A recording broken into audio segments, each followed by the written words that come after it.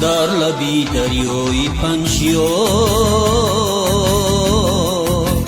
با غمت بنشسته بودم، در لبی دریای پنجیار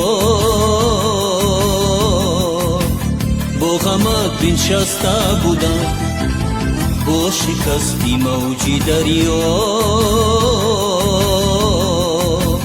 آرزو بشکسته بودم. من برگ نرم ساحل